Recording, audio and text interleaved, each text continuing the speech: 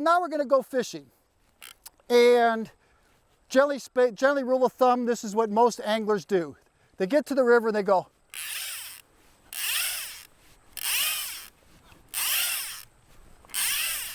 And they let the cracking go, and it's to the other side of the river. And the first thing I usually say is, you're about 75 feet too long.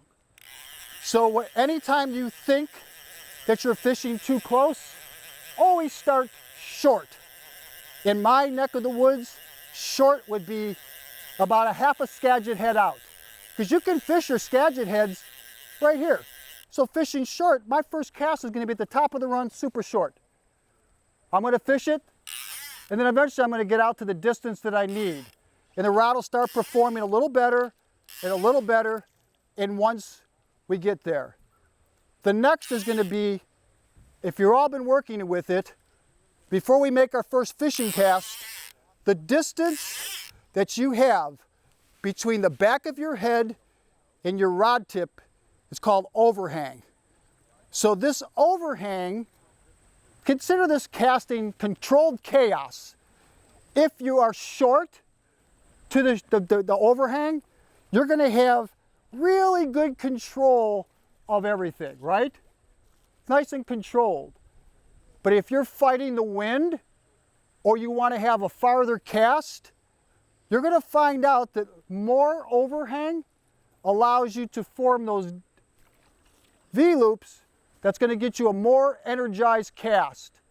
So basically what's going to end up happening is, eventually you're going to get to about this much overhang. Jeff said try overhang, and this is what's going to happen. Too much. So basically try and lengthen up. I would say no more than about 3 feet, but play around with your overhang, and that a lot of times will energize cast enough and give you more feel for the rod when you're learning to cast also.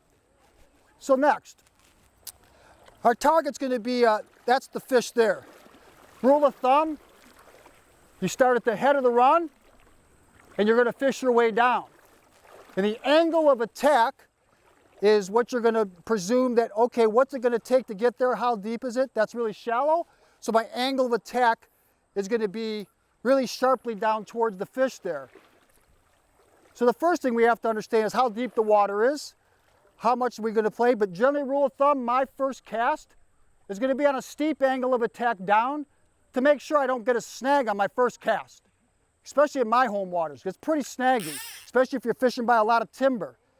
The next is going to be, okay, we're going to perform a cast. Right now it's blowing down river. So all downriver cast, double spay, the letter D for downwind, back of the boat cast, all those will be there. My angle of attack.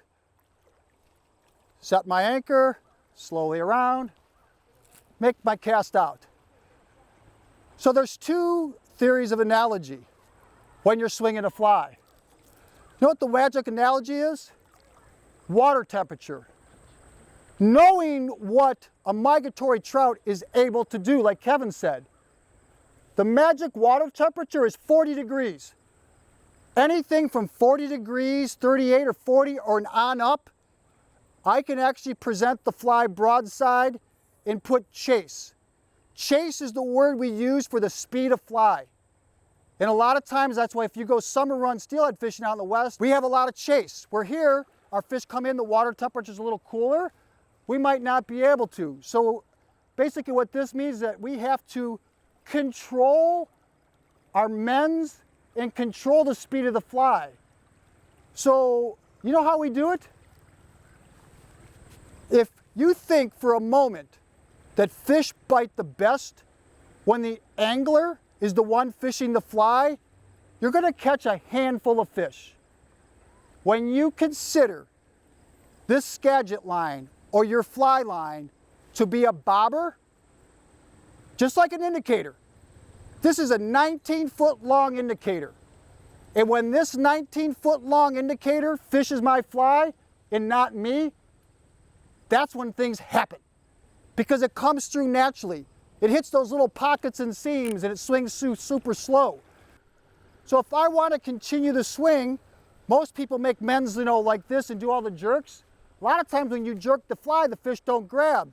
So if I want to make the fly slow down, at my presentation.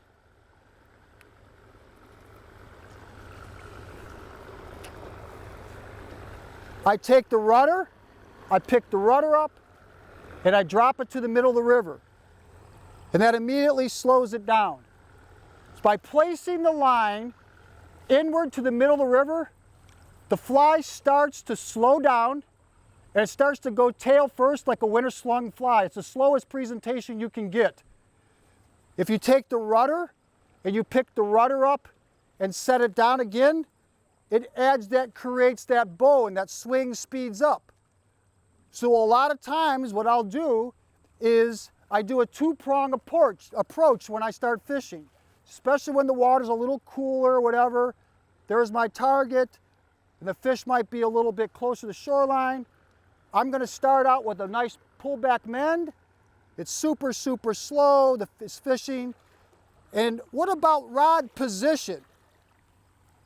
If you have your rod down low, the fly fishes deeper in the water column, and it fishes a little slower.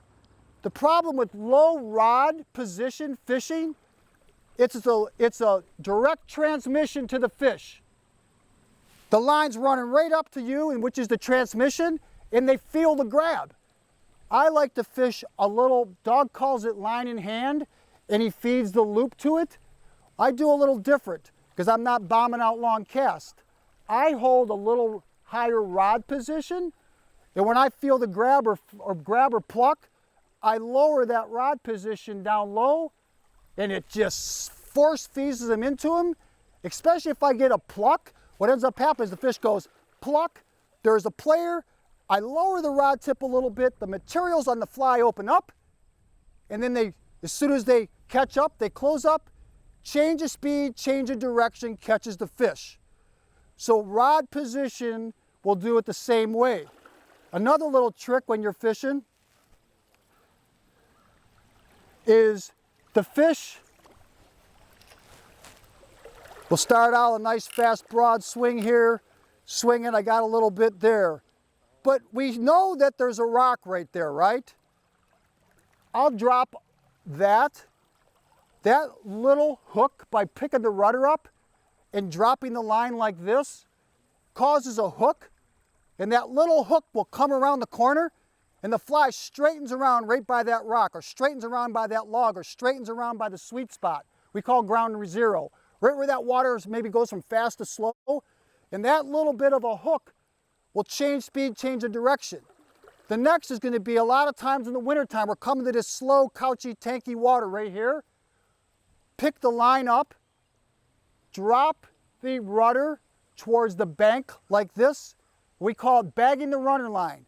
Take it, drop the running line right on the water. You bag the running line, and it keeps the fly moving on the dangle, because we all get a lot of grabs in the dangle, but what it also does is by engaging and dropping it back, it keeps the fly moving, and it keeps it from settling on the bottom. And the steelhead and trout, they don't bottom feed. They want to be about 8, 9 inches, a foot off the bottom a lot of times in the wintertime. The next is going to be is add one last layer to it. You got to pluck. You're at the end. You feel that pluck. I'll add a little teeny rudder mend this way, and then I take it and I drop it back and bag the running line. You see that little hook? That little S? That little S, the fly drops back in their face, the materials open up, and it keeps moving and snaking around, and they usually smash it. It's the same analogy as I call the Norwegian jerk. A lot of anglers will do this at the end of the swing. They'll just like jerk the rod like that. I've caught a few fish that way, but not as many fish that way. Okay, so let's go over a couple things. So we understand about if we cast up. If we want to get our fly down, let's talk a little bit about the line mend. We need to make a meaningful two-handed mend. This little trout mend like this does nothing but just positions the fly in a different speed of change. A good two-handed mend, a pullback mend, is where you're actually pulling where the sink tip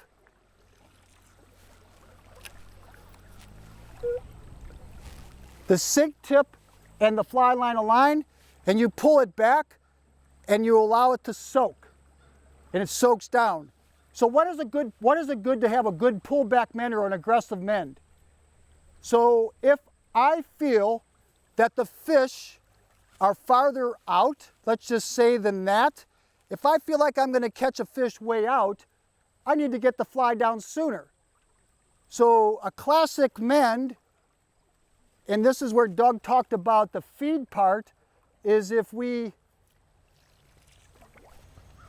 do this and then make a mend, it never really adjusts the sink tip.